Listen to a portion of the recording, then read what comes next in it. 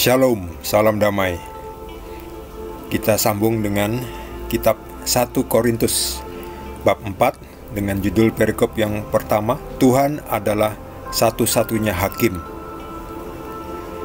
Demikianlah hendaknya orang memandang kami sebagai hamba-hamba Kristus yang kepadanya dipercayakan rahasia Allah, yang akhirnya dituntut dari pelayan-pelayan yang demikian ialah bahwa mereka ternyata dapat dipercayai. Bagiku sedikit sekali artinya, entahkah aku dihakimi oleh kamu atau oleh suatu pengadilan manusia. Malahan diriku sendiri pun tidak kuhakimi, sebab memang aku tidak sadar akan sesuatu, tetapi bukan karena itulah aku dibenarkan.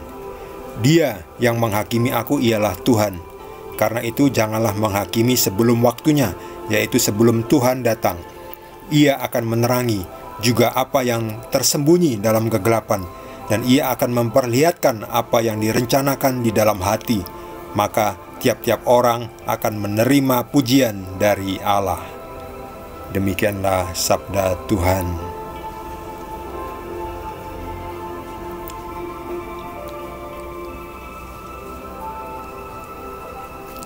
Secara singkat, Paulus mengatakan bahwa jangan kita menghakimi seenaknya, sebab bisa saja penghakiman kita itu salah. Makanya dalam sistem pengadilan kita ada istilah innocent until proven guilty. Ya, ada azas praduga tidak bersalah. Walaupun nampaknya orang melakukan tindakan kriminal nampaknya bersalah, ternyata bukan, ternyata dia orang yang mirip. Ya, kacau kan? Apalagi langsung dihakimi di tempat, ya, dipukuli sampai mati. Waduh, kalau sudah mati gimana mau menghidupkannya, ya? Makanya jangan cepat menghakimi. Sebab yang benar-benar bisa menghakimi dengan adil ya cuma Tuhan. Nggak ada yang lain. Tuhan yang bisa menghakimi. Yang menghakimi ialah Tuhan. Jadi janganlah menghakimi sebelum waktunya, yaitu sebelum Tuhan datang. Tuhan siapa yang datang? Tuhan Yesus. Gak ada yang lain. Tuhan ya cuma satu, ya Tuhan Yesus.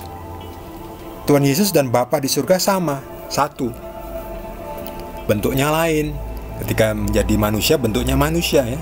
Setelah tidak ada di dunia, bentuknya apa? Roh. Ya, sama seperti roh Bapa. Ya, sama seperti misalnya di di kutub utara atau kutub selatan ada bongkahan es. Es itu kan karena dingin, ya. Tetapi ketika agak jalan ke tengah itu, ke Khatulistiwa, kan hangat air laut, mencair bongkahan es itu. Lalu kita nggak bisa lagi melihat bongkahan es. Nah, kemana bongkahan es itu? Itu sudah menyatu dengan seluruh air laut di samudra raya yang sangat besar itu, yang sangat luas itu.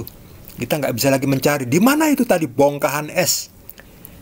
Nah, bongkahan es itu bisa diumpamakan sebagai Yesus, sebagai Tuhan Yesus, Tuhan yang menjadi manusia, bisa dilihat dengan mata kita, bisa kasat mata, bisa dilihat. Itulah bongkahan es, ya. Dalam kondisi tertentu melalui rahim Bunda Maria jadilah manusia. Tapi setelah kembali ke roh, tidak nampak lagi manusianya, ya. Sama seperti itu tadi, bongkahan es ketika sudah meleleh, melebur, menyatu dengan seluruh unit air yang luas di samudra raya itu, kita nggak bisa lagi lihat. Tadi bongkahan esnya di mana, ya? Tadi ada besar, ya. Ada besar bongkahan esnya. Kok sekarang sudah nggak ada, ya? Kemana, ya? Ya itu sudah menyatu. Ya, airnya ada di mana-mana sekarang, ya. Ada di kutub utara, ada di Indonesia, ada di laut Jawa, ada di laut Cina Selatan, ada di Samudra Hindia. Airnya sudah menyatu, ya. Sudah seperti larutan, ya. Jadi menyatu. Itulah Tuhan Bapa. Bapa ada di mana-mana, ya. Berkuasa. Jadi kita nggak bisa lagi lihat berkata Tuhan ada satu, ada di situ ada Tuhan. Tuhan ada di mana-mana, ya. Tetapi sebagai wujud yang bisa kita lihat, dia harus menjadi manusia supaya kita bisa melihat itu dia Tuhan Yesus. Dia bisa bercakap-cakap secara bahasa manusia. Jadi kalau Tuhan Yesus waktu itu datangnya zaman tahun 2000-an ini, ya sekarang 2024.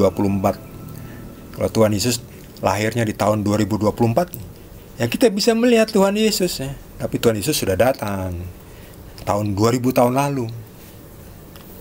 Dulu belum ada YouTube, belum ada handphone, belum ada WA, pager aja juga belum ada ya. Jadi saking berubahnya teknologi, kalau dulu sudah ada kamera, oh pasti setiap tindakan karya mukjizat Yesus sudah diliput oleh media massa ya.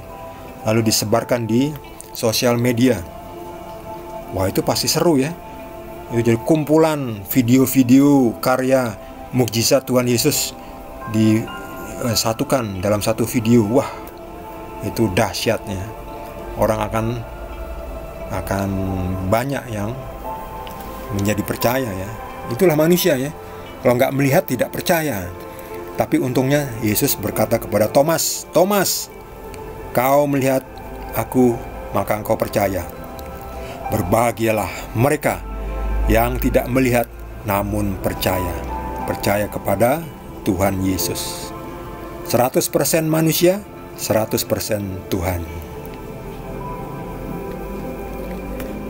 Bagi saudara yang mendapatkan tambahan pencerahan dari Tuhan Yesus, boleh juga berbagi dengan kita. Yang belum subscribe, jangan lupa di subscribe dan juga di like. Kita akan lanjutkan dengan perikop berikutnya dari 1 Korintus. Terima kasih. Tuhan Yesus berkati kita semua.